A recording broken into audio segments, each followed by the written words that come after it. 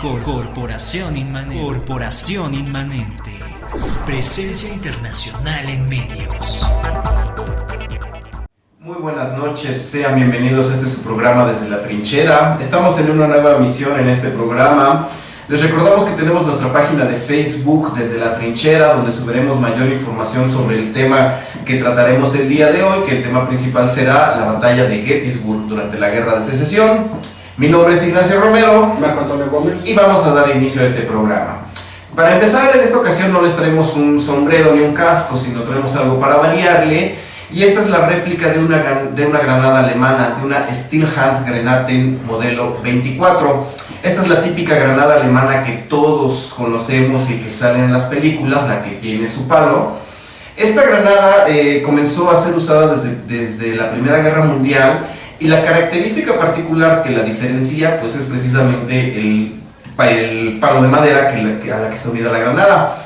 Este palo, la función que tiene es que te da un impulso mucho mayor, con el que llegas a unas distancias más largas, a diferencia de las granadas de piña o de las granadas de huevo. Esta granada se usó durante toda la Primera Guerra Mundial, durante toda la Segunda Guerra Mundial, y fue descontinuada al finalizar la Segunda Guerra por los alemanes. Dentro de nuestra medalla de la semana, en esta ocasión traemos la impresión de una medalla de honor del Congreso de los Estados Unidos. Esta medalla es el premio más alto al valor para las tropas norteamericanas y precisamente fue instituido durante la Guerra de Secesión, durante la Guerra Civil allá en 1860. Esta medalla solo se obtiene en combate y la gran mayoría de los premios que se han dado, más de la mitad, han sido póstumos. Como les decíamos, durante la Guerra de Secesión fue la primera ocasión en la que se dieron. Las tropas de la Unión fueron los que la instituyeron para reconocer a quienes habían llevado a cabo un acto de valor mucho más allá del llamado del deber. En este caso no aplica lo que hacían los alemanes, que era por tu servicio. Si tenías un buen servicio te daban una cruz de caballero. Aquí nada más era por un acto más allá del llamado del deber. Lo han obtenido médicos, lo han obtenido combatientes, y la única mujer que ha ganado la medalla de honor del Congreso la ganó durante la Guerra de Secesión. De hecho, se la quitaron y se la reinstituyeron pocos años después de su muerte. Vamos a pasar a nuestra siguiente sección, que son las efemérides de la semana. Un 19 de febrero, pero de 1941, nace lo que ahora conocemos como el Afrika Korps, al mando de Erwin Rommel. Es muy famoso, muy interesante, este gran mariscal que realmente era brillante, y ya hablaremos de un programa especial dedicado a Erwin Rommel y al Afrika Korps. Un 19 de febrero, pero de 1942, 150 aviones japoneses atacan Darwin, en Australia, que es lo más al sur que lograron llegar los japoneses durante la Segunda Guerra Mundial. Ya después de ahí, ya fue echarlos para atrás. En este mismo año, de 1942, se crea un decreto que permite a las fuerzas norteamericanas crear campos de concentración para internar a los japoneses que viven en Estados Unidos. Normalmente los norteamericanos siempre se las dan de "ay, sufrimos y somos víctimas", cuando en realidad ellos también han hecho algunas cosas cuestionables, ¿no?, desde el punto de vista ético. Y bueno, pues como estaban en guerra en contra de Japón, pues a alguien se le ocurre la idea de que podían ser espías, y entonces van y los meten a campos de concentración. Sí, estaban en el desierto. De hecho, se supone que es una ignominia en la historia, es una manchota en la historia norteamericana, porque los encierran y no les dan suficiente alimentación, no tienen contacto con el exterior, segregan a todo el que tuviera un origen japonés o que fueran japoneses. En 1943 comienza la batalla del Paso de Kasserine, allá en Túnez, el Kasserine Pass. Es muy famosa esta batalla. Prácticamente ya va de salida el que les acaba de mencionar, el Afrika Korps, pero fue un intento por parte de los norteamericanos de una batalla muy cruenta allá en África, en Túnez particularmente. En 1944 la Luftwaffe desencadena los mayores ataques contra Londres, y tratando de lograr desequilibrar un poco la férrea voluntad de los británicos. Sin embargo, pues lo único que hicieron fue unirlos más en contra de los alemanes. Y en 1945 empieza, un 19 de febrero, la batalla de Iwo Jima, una de las batallas más famosas.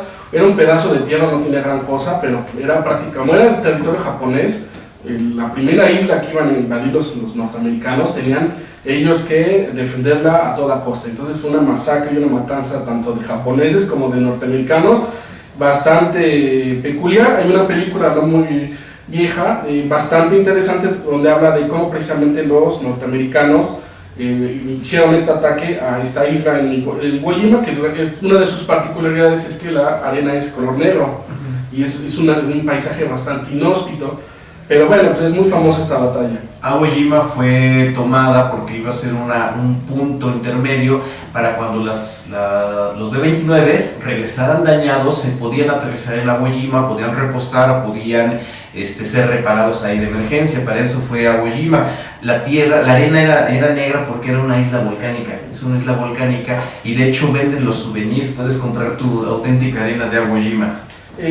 Un 19 de febrero también, pero de 1880, nace Álvaro Obregón, que fue asesinado en 1928, y finalmente, un 19 de febrero, muere en 1709 el shogun japonés Tokugawa Tsunayoshi, que es muy famoso, más que nada porque él era el shogun que estaba reinando cuando fue la famosa historia de los 47 Ronin, que este episodio fue en 1701, y entonces él estaba en el poder y por eso es famoso. Bueno, este 19 de febrero fue bastante pesado en cuanto a efemérides. Un 21 de febrero, pero de 1916, comienza la batalla de Verdún, allá en Francia, una de las batallas más sangrientas de toda la Primera Guerra Mundial, una verdadera carnicería, donde los alemanes y los aliados se enfrentaron y al final quedaron prácticamente en las mismas posiciones, no hubo grandes variaciones, pero les costó una cantidad de hombres brutal. 1 millón de muertos se quedaron allá en Verdún.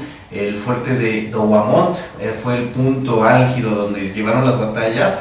Era un fuerte que había sido construido creo que durante la guerra franco-prusiana y lo hicieron pomada, no quedó piedra sobre piedra y no pasó absolutamente nada, no se movieron ni una yarda ni para adelante ni para atrás.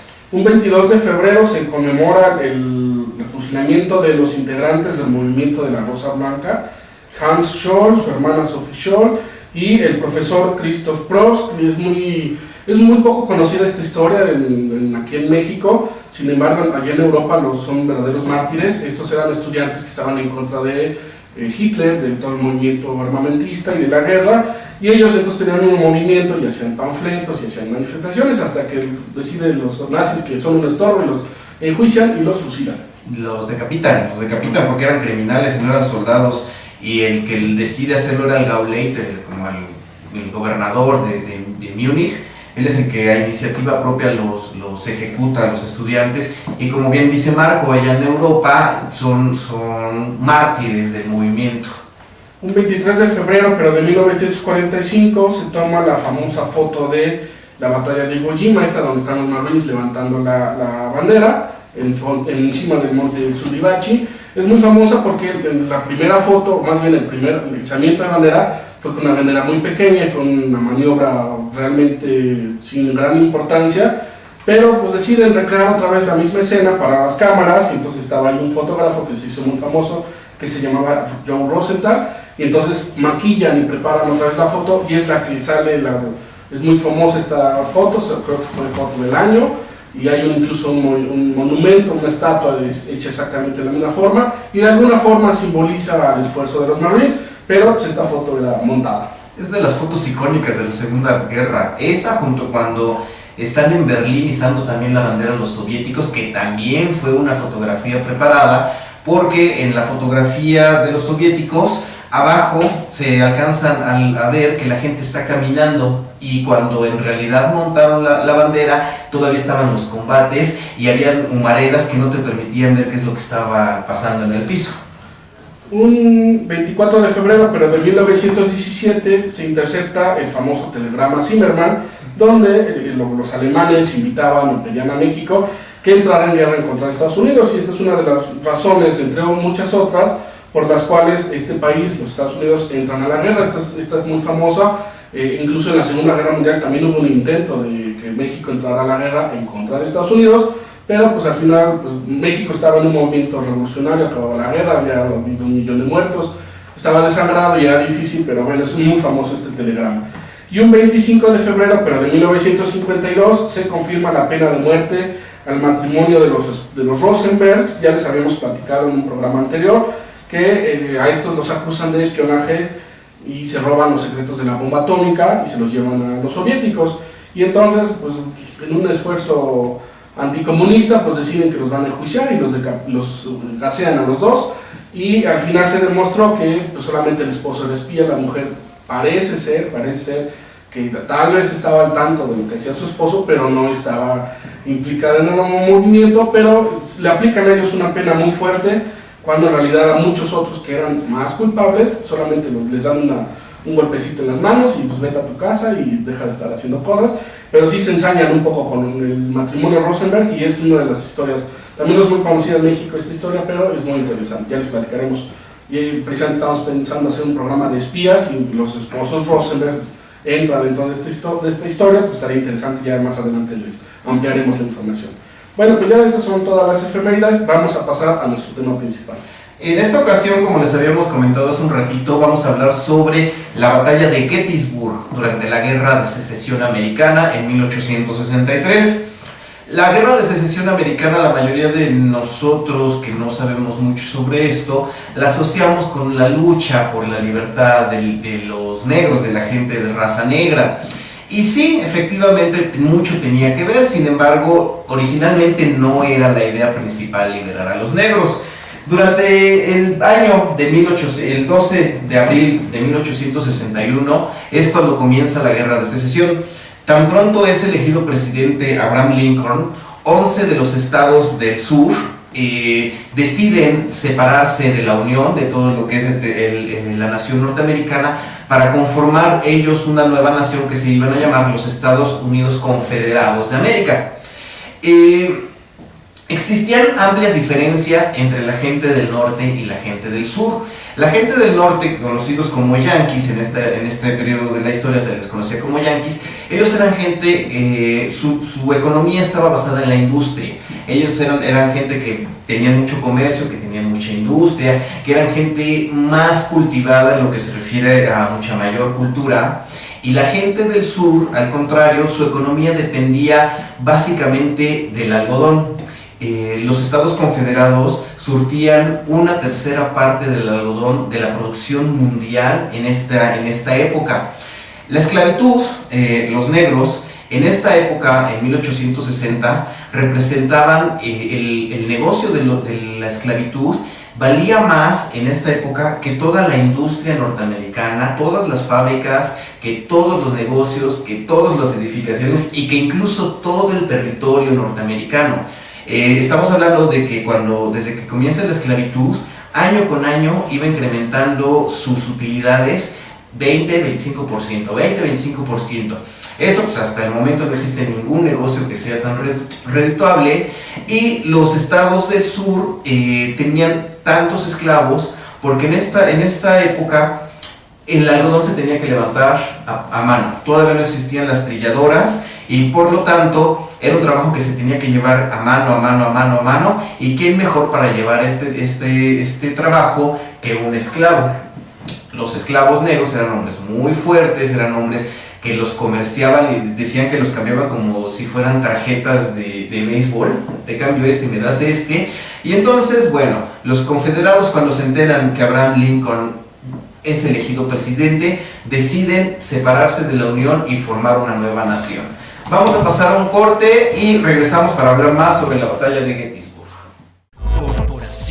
Corporación Inmanente. Presencia internacional en medios.